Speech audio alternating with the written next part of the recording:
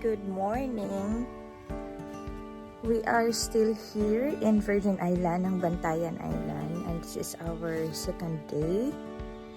Yung plano ko, gumising ng earlier, like mga 5 or 5:30, pero hindi kinaya. Masyadong malamig yung aircon nila, so natulog pa ako. And now, 6 a.m. kasi nga kailangan kong mag-shoot ng maaga. So, an hour after ito na. Ang gagawin natin today, guys, we will go to the cliff jumping area para hindi ko pa kasi nakita doon. Papakita ko din sa inyo kung anong itsura dito sa island kapag umaga. Morning in Virgin Island. Morning na morning pa ang boses ko din, guys. So, I'll show you pala the rooms kasi yesterday on my first vlog, hindi ko napakita. Ito yung mga rooms. The first room, they called it Sunflower. I think mga pangalan ng bulaklak yung rooms nila. I think this is the good for 7 na room, I think. Pero yung total max capacity niya ay 10 persons, but you will just need to pay for the exist, no, na I think 750 per head. So malaki na siya. And this is for good for 2, the rose room. So the next room I think this is the good for 4 kids.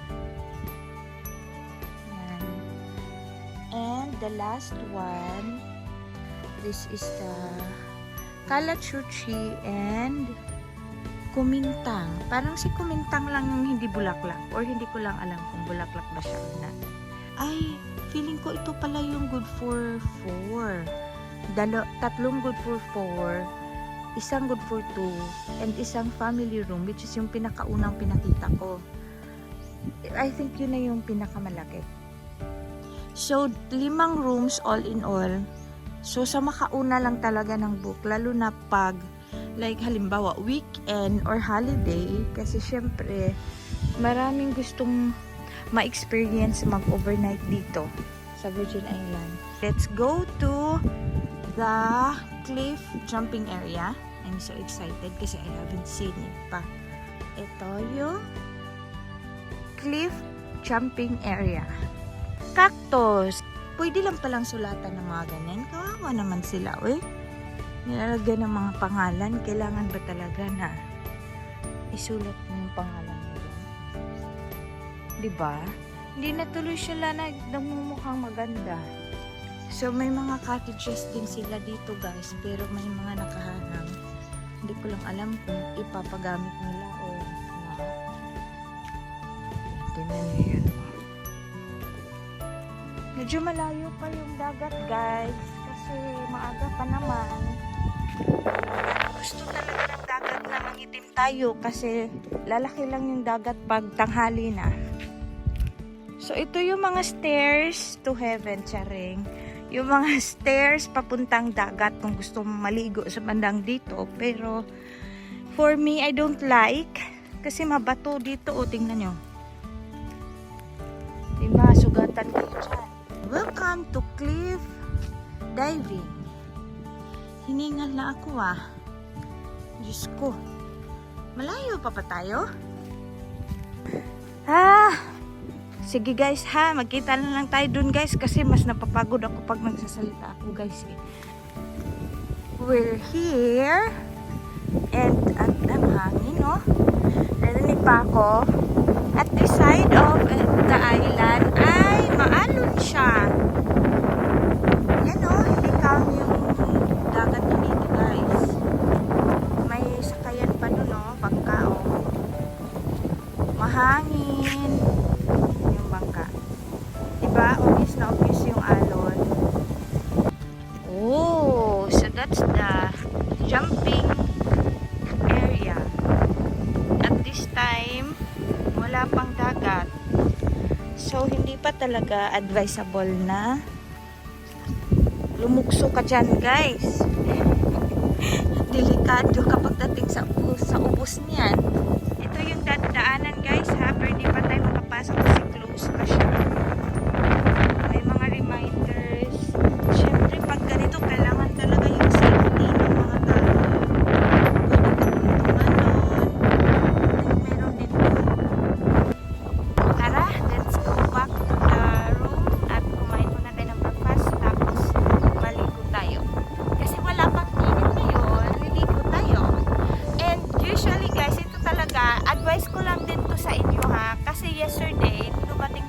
dito. Siguro kasi island hopping yun eh. So, wala silang choice kundi maligo sa sobrang init ng panahon. Iba kasi yung init now. So, kung kaya na mag-overnight para yung ligo nyo is afternoon, wala nang init, and sa morning, early morning, like now, mga 6 a.m. to 9 a.m. carry pa yan. Hindi talaga nakakahappy sa skin yung init ngayon. Kahit pa naglalagay ka ng sunscreen dyan, kung naliligo ka ng 11 a.m., 1 p.m., 2 p.m., my gosh! Sunog na sunog tayo niyan. So, yan lang yung advice ko sa inyo, guys. Anyway, dami ko na sinasabi. Bye! 8 a.m. guys, and we decided to swim na, no? Maligo na kami. Pero so, naiinitan na kami sa 8 a.m. Imagine that. So, parang hindi na rin pala tatagal na maligo kasi mainit na siya. Oh, look guys! Ang daming fish! Oh my gosh! Nasa ano lang to ha? Daplin. Sa daplin lang to ng dagat dito. Ang daming fish. Look! Oh my God! Ang dami-dami nila. Ayan. I'm not sure if clear, pero I don't want to slope my phone kasi hanggang dito lang sa taas. Look! Look! Kumakain sila. May mga ano pa yan, guys. May danggit.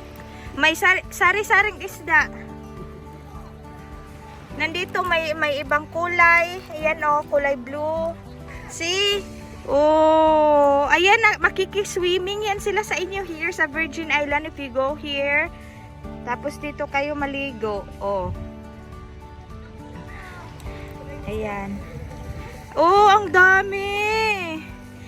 Kaso nga lang guys, fish sanctuary daw dito. So, bawal po silang bingwitin. Kaya hindi namin to, sa mga nag-iisip dyan na dito na lang namin bingwitin. No, we cannot do that. Hala, may puti pang fish. Oh, what's that? The puti fish. There's a puti big fish. Katambak na. See there. Ay, oo, ay di. Kuhan, danggit. Danggit. Sobrang dami. And we cannot bingwit it kasi pinagbabawal po. Hindi pwedeng mamingwit po dito. Ayan. So, enjoy nyo lang talaga siyang tingnan. Wow! Oh, natatakot ako kasi lumalapit na sa paa ko. Ayan. Baka may mga fish na nang kikit-kit ng mga dead skin mo sa paa. Wow! Ayan oh, yung nakikita nyo puti na malaki, danggit daw yan siya guys. Ayan, meron pa dito. May, dami! Wow! Ayan oh, may puti, may kulay blue. See? Huwag mo naman masyadong ilapit sa akin kasi sa paa ko na sila lang. Ay! Oh my gosh! Ay! Ay! Diyos ko! Nangingitkit sila guys ng paa. Look at that beautiful fish, oh. Na kulay puti. Kita nyo yan? Fading sober. Oh, tapos na po. Ubos na po ang piatos ko. Kasi hindi kami nakadala ng tinapay. Eh, walang nagbebenta ng tinapay dito sa island. So, yung piatos ko yung pinakain namin sa kanila. But don't worry, yung ano naman, pagkabigay namin ng piatos, hindi naman yung buong piatos. Siyempre naman po, dinugmok natin yan into pieces na maliliit. Busog na kayo. Done breakfast. I hope you enjoy your meal. It's almost 9 a.m. and we decided to undang daligo kay init na, mainit na siya. You will not feel the init if you're in the dagat kasi naliligo basa ka. Pero kung aahin ka sa dagat, Mafe-feel mo talaga yung init. Ayan. And marami na rin yung mga guest. Nagdadatingan na yung mga guest nila guys. Yung mga magtutour, day tour lang na mga guests.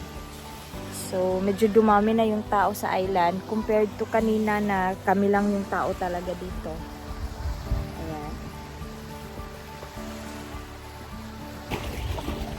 11:30 in the morning. Wala na talaga sa plano ko guys na maligo pa kasi mainit. Pero, tingnan nyo yung dagat guys. Sobrang napaka-inviting niya. And namalapit na lang talaga siya kasi high tide na. Umabot na siya sa stairs. So, tingnan nyo. Papakita ko sa inyo. Ayan guys. Ito yung stairs, diba? Nandiyan na yung dagat. And you can see how linaw the dagat is. Tingnan nyo siya, oh. So, parang ginawa kasi nila siyang swimming pool. Ayan, nagmumukha siyang swimming pool, right? Ayan. Pero, dagat yan, guys. So, parang parang hindi naman siya gaano kainit ngayon. So, subukan natin kahit saglit lang. Tara!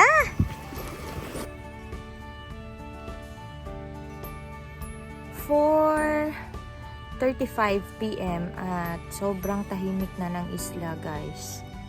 Wala nang guests. I think yung mga nandito naiwan ay mga naka-overnight stay. Kami ay naghihintay ng aming in order na french fries. Good thing umabot pa kami. So yun yung nasa likod. Nandyan yung coffee shop and restaurant na orderan nyo ng food. So sa coffee shop, hindi na talaga kami umabot. Nag-close na siya. And sa restaurant, since until 5 PM pa sila, so umabot pa kami. Pero parang kami na yung last na order. Kasi need din namin na umorder for our dinner later. Tomorrow ay uuwi na kami. Tapos, yan yung mukhang to ay sobrang nasunog kasi naligo talaga kami ng saglit lang kanina. Tapos, alam nyo ba na kung marami kaming fish na nakita nung morning ligo namin, sobrang daming fish doon sa pinaliguan namin kanina ng lunchtime. Kasi lunch din yata nilang time yun. At ang lalaki na mga isda na super. So, nag-enjoy kami doon. And sayang lang kasi hindi kami nakadala nung sa Osmo Action namin na pang underwater. May 360 pero hindi namin nadala yung case niya.